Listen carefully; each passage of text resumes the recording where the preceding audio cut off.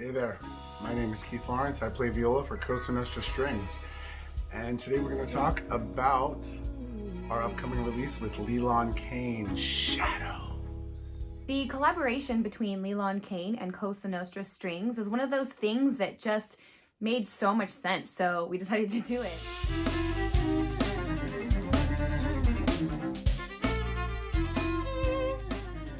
I'm so excited for this project to finally be coming out. To work with a group like Cosa Nostra Strings is really magical.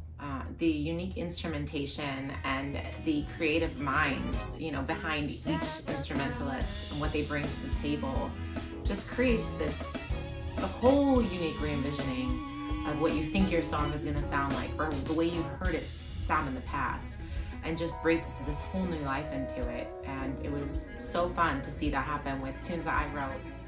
It was fun putting together the arrangements for my songs on this album because I had the strings playing a lot of different musical roles, sometimes within the same song. I would maybe have them covering a guitar part in the verse, and then when it went to the bridge, they would switch over to what the organ had played on the previous recording. On other songs, like on Without You and Too Much Woman, I have them playing what the horns were playing quite a bit. And that can be really challenging on a violin to match the horn articulation on an up-tempo James Brown funk type feel. But Cosa Nostra Strings rose to the occasion and delivered. Lilan wrote a song that's called Without You, and Adam had already done a horn arrangement for it, I think for Lilan's last record. So when we wanted to re-record this tune, we sort of took the horn arrangement and made it work on our strings. So for example, that tune has a lot of really slurpy, slidey horn parts, so they end up translating really nicely on the strings. It's like this.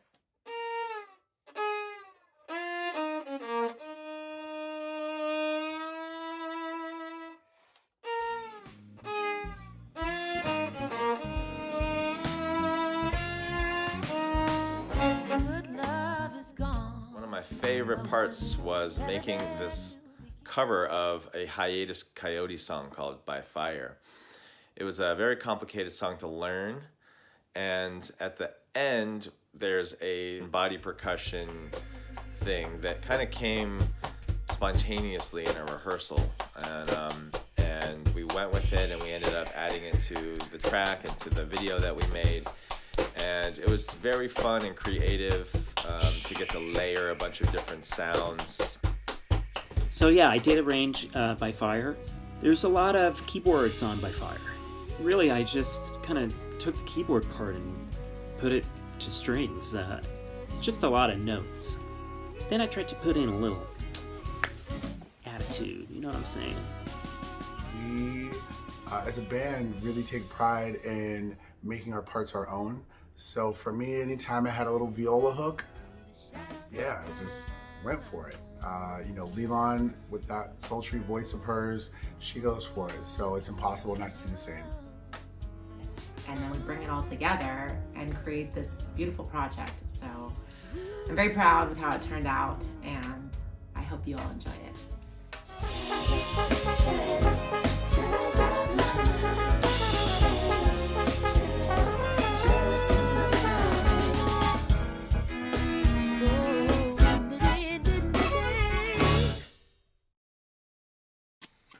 Skibidoo-ba-doo-doo-boop-ba-doo, skibidoo-ba-doo-doo-boop. Oh, we're on. Oh, sorry. That's just what we do when we're hanging out. We do scat battles. It's like rap battle, but a scat battle. What's up, everybody? Welcome. Hey! This is the Howdy. listening party for the Cosa Nostra Strings Lilan Kane collab album, or Lilan Kane Cosa Nostra Strings collab album, or Lilan Kane Cosa Nostra Strings Shadows EP, whatever you want to call it. It's music. It goes in your ears. It was recorded in our studio and came through our instruments. It's all real stuff. And it feels good to be putting out music in these crazy times. This is music that we feel really passionately about. The entire crew is here. We had a few guests on the record, which we'll tell you about as we go through. But we have the entire band and Lilan. So Lilan, say what's up. Hey, everybody. How's it going out there? Ah! And Ow! I'll introduce the rest of the cats too, just so we make this thing super formal, because we know this is really formal, right? That's Shayna Evanik, or Shayna E, in the with the shadows background there. What's up, Shayna? I'm in Shadows Land. Like, Yeah. I teleported here for this call. And our drummer percussionist extraordinaire, Aaron Kerbel. Hey, it's me. I cast a nice shadow on my face in honor of. Ah, That's why I don't have. yes. Keith Lawrence, our violist and vocalist as well. Keith, how you doing? I'm chilling. How you guys doing tonight? Everybody excited to hear this album? Woohoo! Yeah. And the man on the low end, or at least we share the low end duties, and we'll tell you more about how we do that. This Lewis Patzner, our cellist. Yo, what's up? Shout out Jazz Mafia. Shout out Lilan Kane. Shadows EP dropping tomorrow. Yeah. Check it out on Facebook. You down with LPP? Yeah, you know me. All right. So I'm going to turn it over to Lilan for most of these in-betweens. But basically what we're going to do is we're going to chat a little bit about each tune and give you some behind the scenes of it. We strongly encourage any comments or questions or anything, any random musings, throw them in the comments. We can read the comments, and we would be happy to answer your questions or go off on long, winding tangents, expounding upon your prompts. So feel free to do that. We love the interaction, and you don't have to. Just hang out. It'd be great to have you here with us while we chat about this record. So, Lilan, why don't you give a little bit of the backstory that maybe they didn't get in the intro, and then get us started. Tell them what this thing's all about. Yeah. Thanks, Adam. Well, this project for me was super fun to collaborate with all of you, and I think just like kind of leading up was just we kind of had worked together, some of us in different contexts, and we had a thing here and a thing there, and then we're like, let's play together, let's do more, and actually record and put some stuff down. And this turned out better than I could have imagined, and it's just so creative, and everybody brought so much to the table. And we did 2 of my songs that I previously recorded on my first record. We did a really cool cover by Hiatus Coyote called By Fire, and then a brand new song that I wrote called Shadows. And so it's really fun to hear them kind of come out in these incarnations and share them with the world. So yeah. So I'm not sure the first song we're gonna listen to, but I'll tell you about it. Well, I'm down to go in order. I think it's a great order of an album. So I think Brian, if you are ready, we can get going on this journey.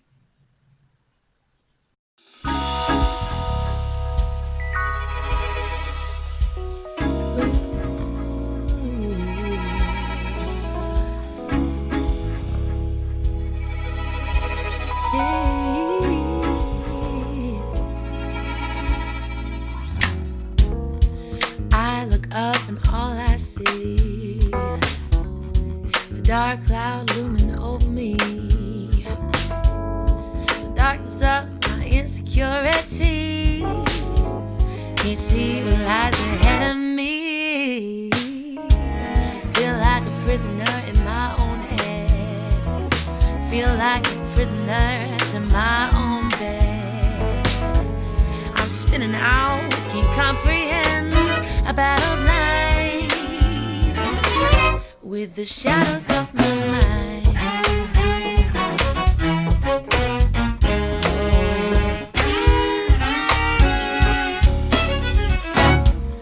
Sitting in my solitude, in the silence of my lonely room, feel my sorrow creeping in, and I'm sinking. Trying not to ruminate on all the little things I hate about myself and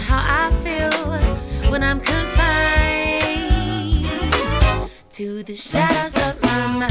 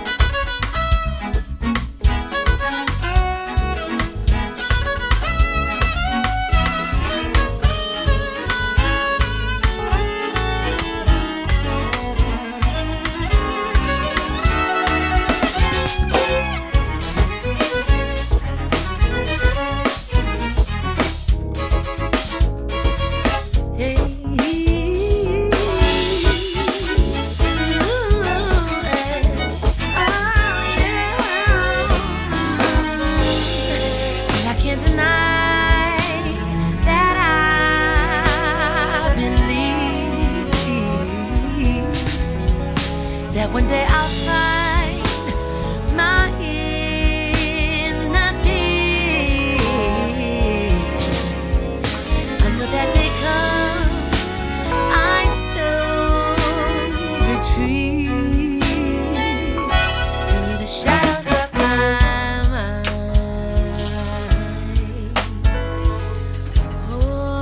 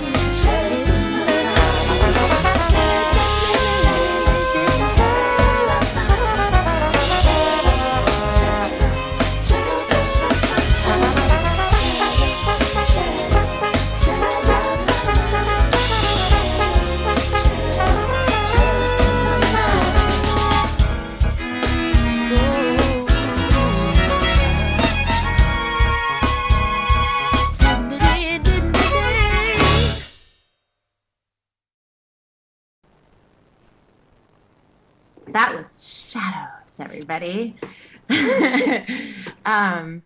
Yeah, that song turned out really cool. You know, originally I wrote that song kind of about the darker times you might face, but you know, kind of where you're in your head a bit. I think as artists, we tend to gravitate towards that, or creatives tend to do that anyway.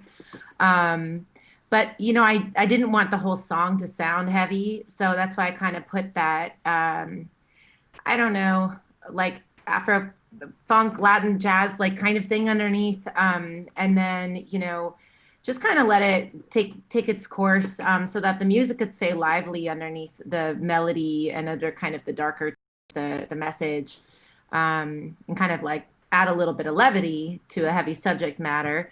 And I love how it turned out, and really beautiful solos in there by Lewis on the cello and Keith on the viola, just like so good.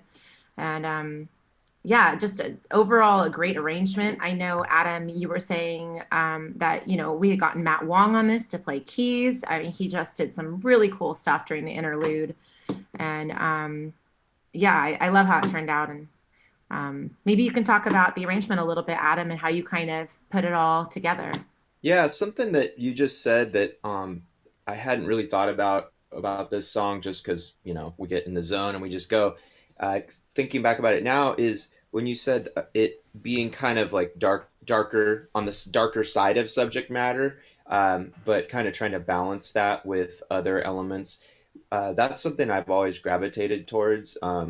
It it's kind of mixing like in this tune. I noticed when I first heard it, you have a lot of like, it's not just minor triads. There's like upper chord tones. They're called extensions for everyone out there who might not have done theory classes and stuff. It just means that it's the kind of more sparkly notes that sit up higher above the kind of the root and the foundational notes. And there's nothing better or worse about these different styles of chords, but it does give it a little more of a floaty feeling to it and less of a really grounded feeling. So I think that's something that drew me to the song a lot, was how it's kind of it makes it feel a little more ambiguous. It's like it sounds kind of sad, but it's also a little like a dream state, where things aren't so grounded in reality.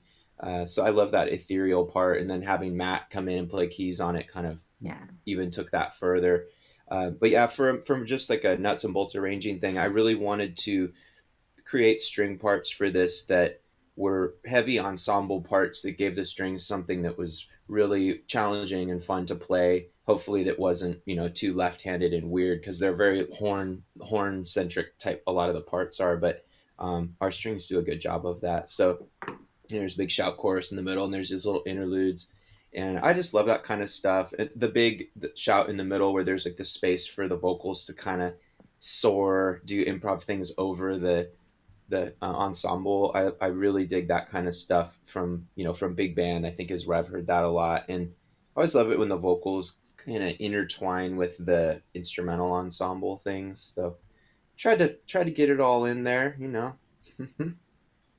Yeah, it was great. And it just, like you said, it just left a lot of room for the piece to go a lot of different places, which I think is what that's like when you're kind of in your head. You do go a bunch of places. It's hard to feel that grounding. So it's almost like, capturing that in the music was kind of the essence of that song. So it's really, really cool. Another fun thing that I really dug, that was just kind of an accident, or I don't know how it was planned, but how the two solos kind of dovetail from each other, from the cello to the viola. So props to Keith and Lewis for that. Do you remember how that happened? I don't remember that magical moment. I think it was just one of those moments that it's kind of the thing I love about this band so much, is that when we're in the groove, I know that I always get a little nervous when it comes to recording solos. And I know that for me, it does help the viola and cello are so close, that our timbre and our tone goes right from one to the next. But I think it was just one of those magical moments, because I know for a fact that that's one of my favorite solos that I've ever recorded, and it felt really natural, and it just kind of, I don't know where it came from, but thanks Lilan and Adam for the inspiration, and thanks Lewis for making that happen. It was my pleasure. So yeah, we'll jump forward. Like I said, if anyone has any questions or observations or whatever, feel free to throw it in the chat, or maybe just put in there what you're drinking tonight. We'd love to know. You could throw a little recipe in there if it's something that you're really proud of. We'll get into the second song, which is a cover from a group, Hiatus Coyote, as Lilan said. It's a group that I think, how do I say this? Like, large numbers of musicians in our community tend to like this group. Like, I know when they played at the Independent in San Francisco a few years ago, I went. It was like one of those shows where it's just like, oh hey. It's like all the musicians took the night off that night to go, or it was like on a Monday night or something. But so they're kind of a musicians group in a lot of ways, but they've managed to gain a lot of popularity. So, Lilan, I'd love to know what you thought when I proposed this song to you, because I think I kind of had bugged you about it for a while. Like, you're probably getting sick of hearing me ask you about it. No, I mean, when you, like you said, I have this song, you told me about it before, and I was like, okay, Hiatus Coyote writes really hard stuff. In my head, I was like, sure, I'll check it out. And then I listened to it and I was like, holy shit, this is so cool. Oh, sorry, I'm not supposed to swear. I was like, this is so cool. And this is dope. Like, she's doing really cool, quick vocal melisma things coming down, you know, matching the you know, what the instruments are doing that you don't really hear singers do much when it's not some sort of style thing. She's like really singing along with the line.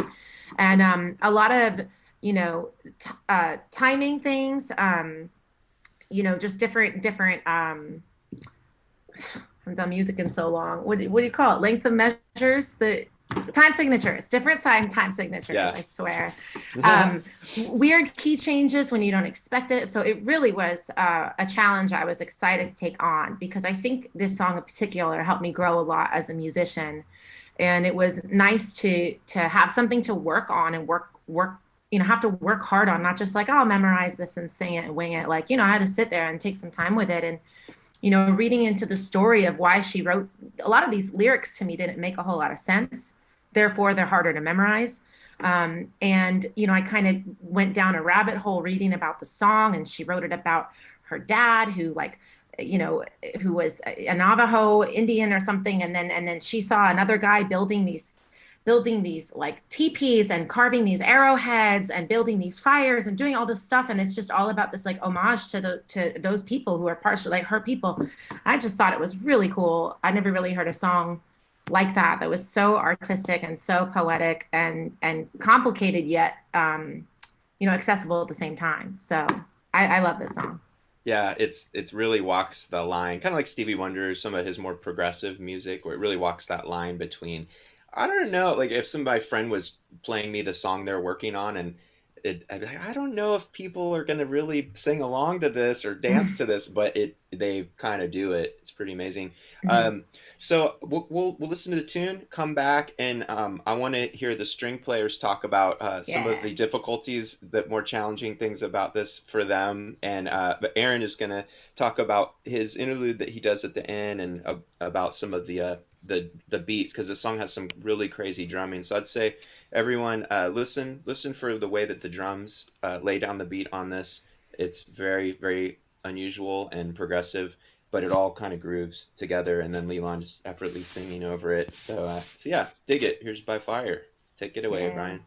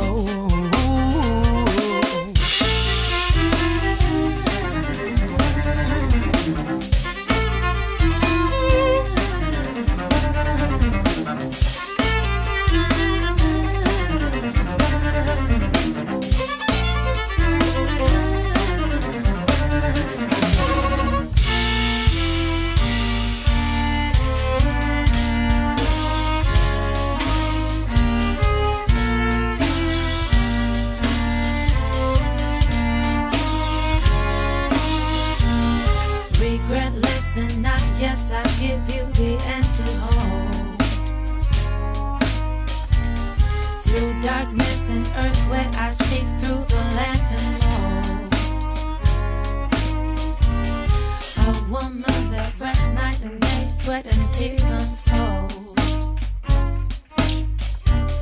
To undress the burden and caress the blessed I'm told.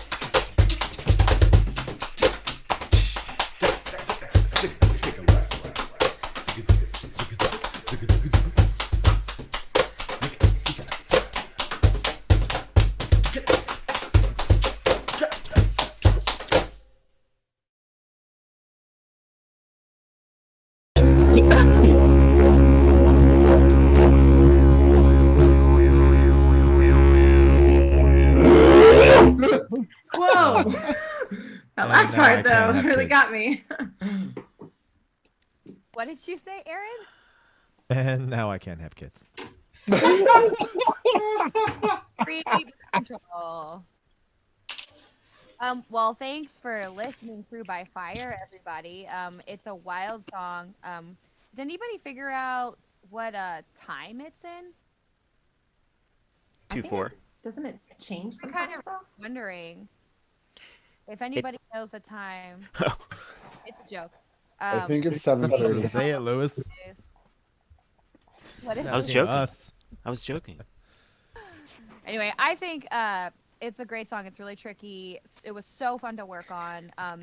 I am a string player, so I'll just sort of speak to the stringness of it. Obviously, there are no violins, violas, or cellos in the original. So a lot of what the three of us do on our remake of it is we're playing a synthesizer, a single synthesizer with 2 or 3 notes happening at the same time. So it was actually really fun kind of working on getting our sound between the three of us to kind of meld in this space that's like somewhere in between all of us, but is like dressing up as a different instrument. Something I really, really love doing in this band, and we used a couple of sort of extended techniques to get there for this. We used some ponticello, we used some flautando, and and I think it came out pretty cool. I wanted to well, if any of the other string players want to add anything to that. I'm just gonna kind of go with what you said, and it goes back to the first track on the album, Shadows, when Adam wrote some of those. It's like you said, one of my favorite things about this band is that I rarely think about. I sometimes I don't forget what instruments we're playing, but I don't think about us as quote unquote string players. Like this band, we really do. In Shadows, Adam wrote parts that would traditionally be kind of articulated for like a big band or a horn section. And like in this one, we are doing this, like you said, this padded sound to kind of emulate a synthesizer.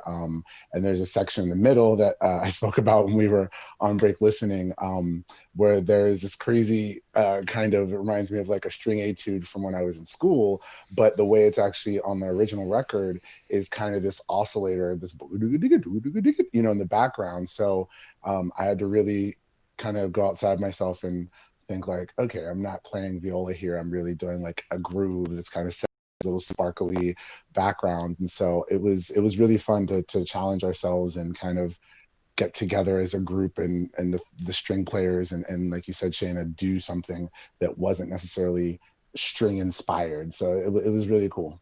Yeah, that's another one of those examples of electronic music or electronic technology pushing live instrumentation and live instrument performance to just completely new realms. Because when they play live, the keyboard player, when he plays that, he's going it's like an arpeggiator, so he's not going and so, but you're like, well, I don't have that, so I have to play it on my instrument. And turns out, after practicing a lot, you can do things that seem impossible. So that's what I loved about that part. Do you think it would have been better arranging if we had done Keith, Shayna, Lewis, no. Keith? No. But it would be easier to play. Just banana, huh? We'd still be rehearsing it to get the pass perfect. Yeah, but then that would be its own, oh my god, Cosa Nostra strings thing. Okay, you know what? Everybody scratch it. We're going to re-record this Yeah. song. Everybody watch right now. Just turn it off. Come back in a few months. No, you're going to have to come to our live streams. I thought we tried that actually. Didn't we try that, Lewis? When we did I thought we did like a run of that where it was like you going from the bottom and then me on the top part. We did all kinds of stuff, dude. Yeah, this we did. tune We used to be on experimented have a different downbeat the way it was notated. Mm-hmm. You know what I mean? Like this tune, actually, we took a big journey on to learning the part. I mean, Aaron didn't have any music. He just learned it. You know what I mean? Which that would have been a hell of a drum part to notate. You know what I mean? Yeah. And same thing with like Lilan. I think you use maybe the score as a guide, but really you're kind of like, it's a crazy song. You know what I mean? And so sheet music is a little bit crazy, and having to learn it by ear, it's like a super daunting task. Yeah, I think too that the part that part is like your guys' parts are so specific, and you have to hit each note that's notated, right? Like the part you were just talking about. Well, I think you were talking about a different part, but it was kind of the opposite for me. Like as a singer, I try to, like I want precision, obviously, so that I can have good pitch. And for that particular part, it goes so fast. I really had to kind of like go against my natural, practice, like just like let it go and like totally relax and like let the notes just fall. And it was easier, but it was harder at first because I wanted to get each one right. But when I actually just kind of like relaxed and just kind of sung along and floated above it, it actually was easier. But that was not how I thought it would, it's not how I thought I'd be able to produce that line there. So yeah, it's like ghost notes for a instrumentalist, kind of like you're playing the heavy emphasized notes, but the ones in between you might or might not even be playing, but they're kind of implied. Aaron, so before we move on to Without You, had you recorded anything like that before, where you just the producer said, okay, just start layering things, do whatever you want? Not in that way, no. That was what had you done that was similar? I mean, some stuff with Rupa and the April Fishes we done. We got creative on a couple songs, I remember, and layered percussion stuff. But the way that we did it, the way I remember that we did it was pretty unique. And I kind of remember like when we were rehearsing the song the first time and we finished, I remember like I accidentally hit the cajon. I was like, and I remember you're like, oh yeah, we're definitely gonna put some of that at the end, you know, like we're gonna create this thing. And I was like, cool, you know, it was just from like a little mistake. And I was just trying to save your ass to the band, so like Right. they didn't think you messed up. Yeah, totally. Yeah, I have this vision. That's why Yeah, Aaron and I talked about that. We worked it all out. Right. And I just want to give a shout out. Oh, sorry. Yep. I just want to give a shout out I gave to shout outs Aaron earlier. I just want to give a shout out to Aaron because I remember there's a lot of parts that nobody can see on our sheet music where Aaron is leading us in these crazy time changes and tempo changes, as well as during like a speed up or a slowdown. He has like a hit that we have to play off of, and there was a lot of synchronization in this that Aaron made sound so effortless that like, yo, dude, congrats, that you're that's why I call you Mr. Beat. Yeah. That you're just debuting that right now? I didn't know that. But yeah, there's like the song is really trippy, just like what the drummer is doing. I still don't quite understand some of it, you know, like You're just kind of doing it without doing it, dissecting it, and yeah. No, like if I think about it too much, it's definitely not going to work. But like even the beginning part, you know, like the drummer on the recording, on the original recording, is not playing like right on the beat. You know, like it's almost like the bass drum is coming in like a little bit before the downbeat, and then the hi-hat's coming in a little bit after. So it kind of creates this like push-pull effect, which I say I attempted to do on the recording, but I actually haven't gotten a chance to record that feel yet. That was the first time I got to record that kind of like push-pull, slumpy kind of thing. It definitely made me appreciate people like drummers that can do it, because they make it seem a lot easier than it actually is. Yeah. But yeah, this is probably one of the most challenging songs I've ever recorded, actually. So I'm super grateful that we got this challenge. Nice. To play it live tomorrow. Yeah. That's right. That's Hey. right. Okay. You can see us sweat. You'll see the beads of sweat dripping down, especially Aaron, but all of us. And speaking of Slumpy, the next tune on the Shadows EP, Without You, is Slumpy in a different way, more in the kind of D'Angelo, neo-soul, like turn of the century way. And this was a really fun one. So maybe, Lilan, you could kind of set us up for this one. Sure. This is one of my favorite songs that I've written, and I don't always feel that way about songs, but this one just is kind of, I don't know, it's just always, I always like singing it. And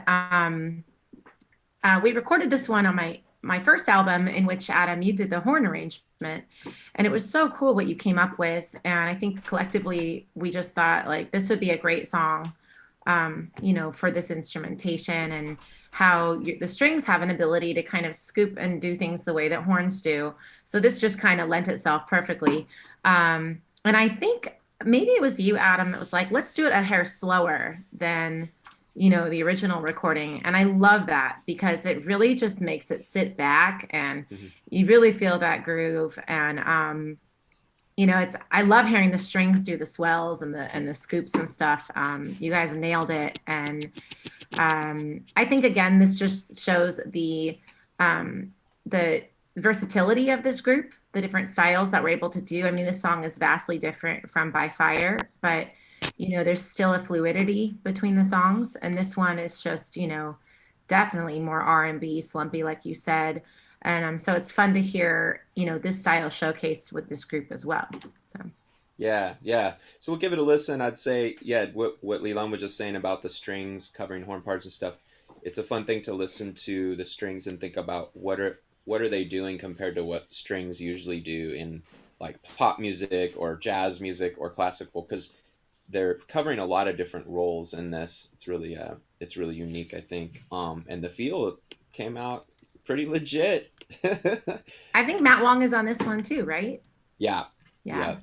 Shout out, Matt Wong. Yeah, Matt. So yeah, take it away, Brian. We'll see you all in the chat. We'll see you in a minute.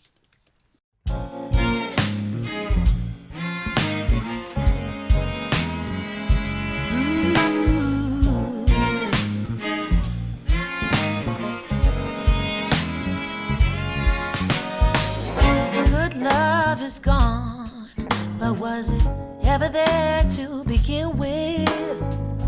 I loved you strong, but you didn't even care. I gave myself to you, tried to keep my heart at bay, protected from the silly games I heard you like to play. You're gonna miss me when I'm gone. I'll still be standing strong without you. Yes, I will. Now, what am I supposed to do when my feelings are bruised? Gave you everything I had to give, but what did you have to lose? I pulled you through the fire, gave you shelter from your storm. All you did was burn me, babe, when I tried to keep you warm. You're gonna miss me when I'm gone. I'll still be standing strong without you. Yeah, without you.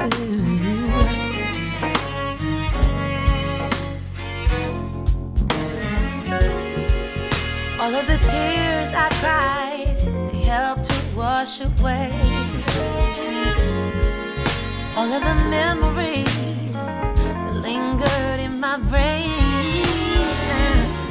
All of the things you said that used to make me stay, they give me the fuel I need to turn and walk away.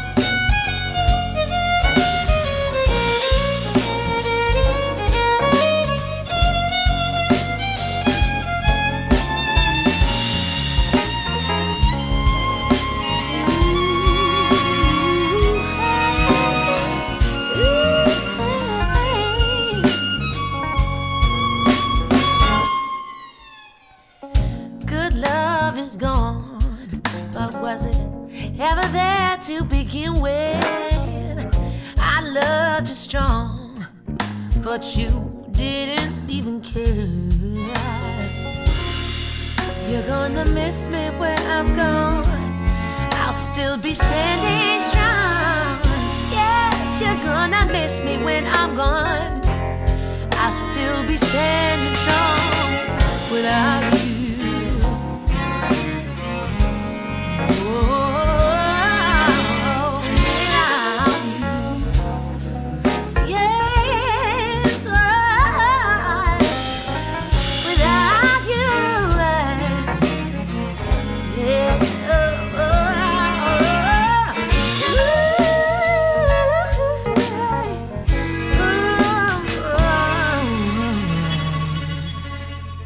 Without you.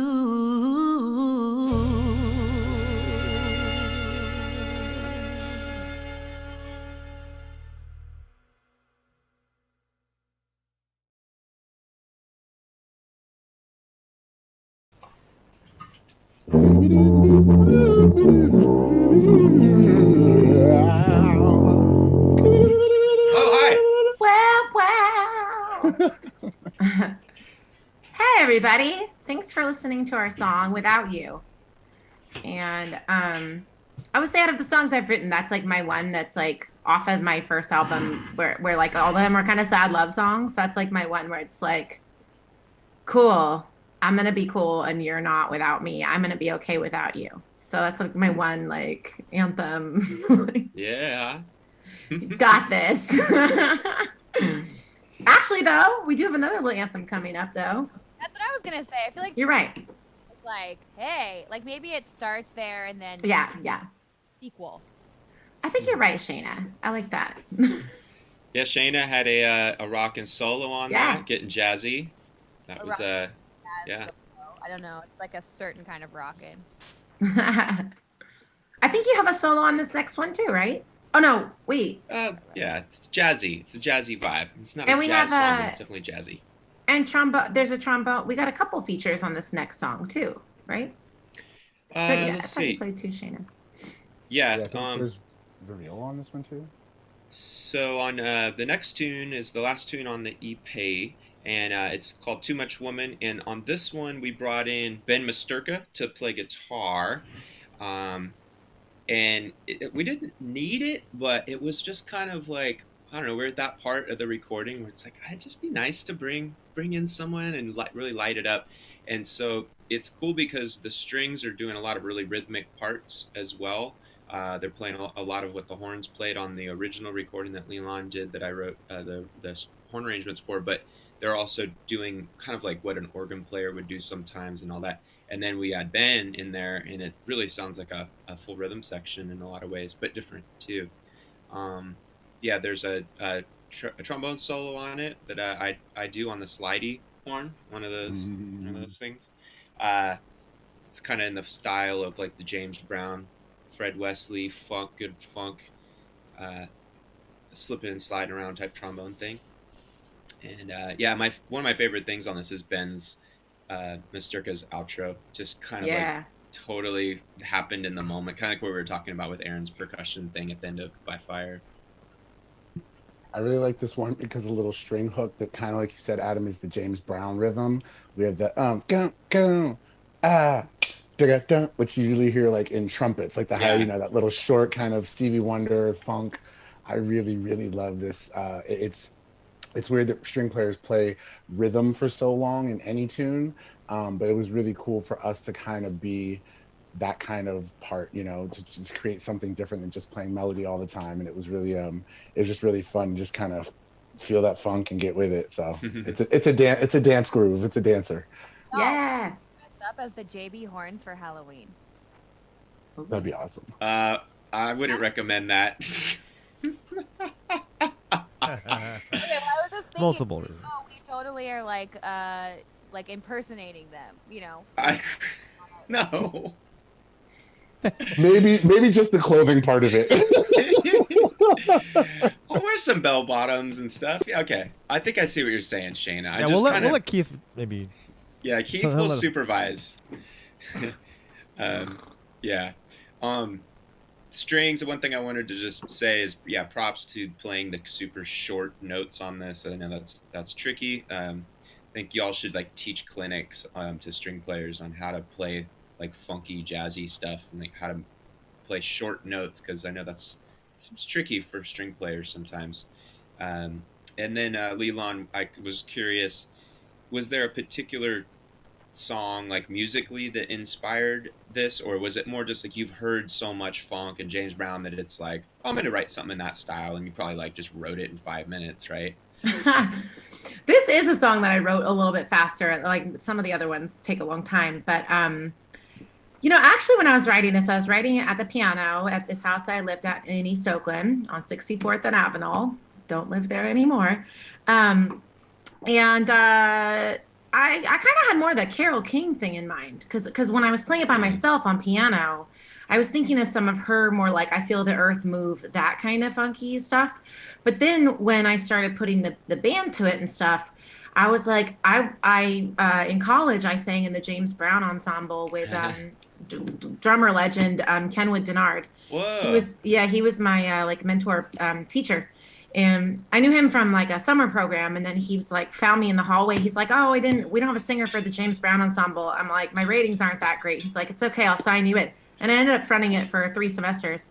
And from him, I learned like so much stuff about band leading and about listening. Like, I mean, he would hear these drummers do these grooves that were like to me almost identical, and he'd be like, "Nope, you're not doing it right." it's da ta da ta, not da Yeah. ta da ta. You know, he just, and I'm like, oh my god, how do you hear that? And Well, that's he why I played really on one of the most like quintessential JB Horns records. He's the drummer on that Maceo record that like yeah. everyone was listening to in the '90s. But Yeah. he's bad. And he's played with Jocko. Like he's just so he was like, it was such an honor to be in his class. And I only tell that story because I do think that laid the groundwork for a lot of how I approach music and what I appreciate about it and how I like to integrate different kinds of styles in my writing and stuff. So kind of started off with that Carole King movement on the piano, and then definitely like, all right, let's take it there. Is your piano plugged in? Could you play us like a line of what it would have sounded like in that style? Oh man, putting you on the spot. Possibly if I can do my. Well, we could do it when we come back. Brian, don't kill me. Too. Yeah, because if I can just switch to give me maybe when we come back. Yeah, sounds good. I don't want to waste time here. Cool. Okay, so we're gonna listen to "Too Much Woman" by Lilan Kane, and this is the Lilan Kane and Cosa Nostra strings version with Ben Masturka on guitar. Take it away, Brian. 1, 2, you know what to do. Hey.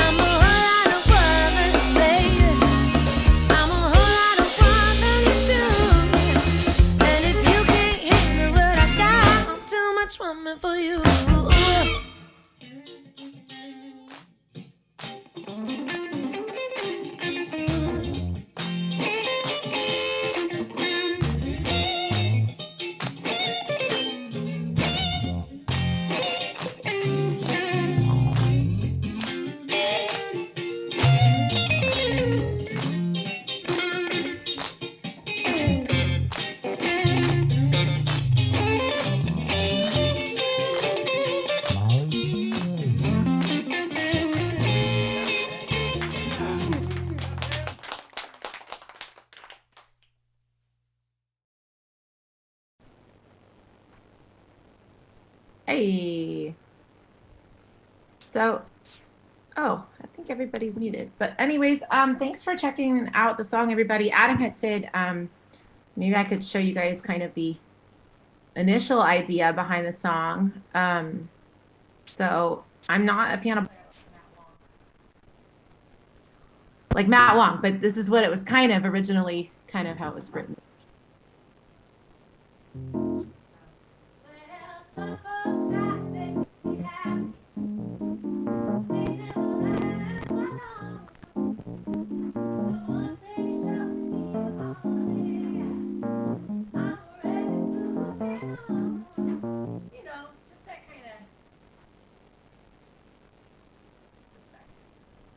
Just that kind of groove back and forth. I don't know if you can hear me singing or not. You're so talented. Yeah, that sounds amazing.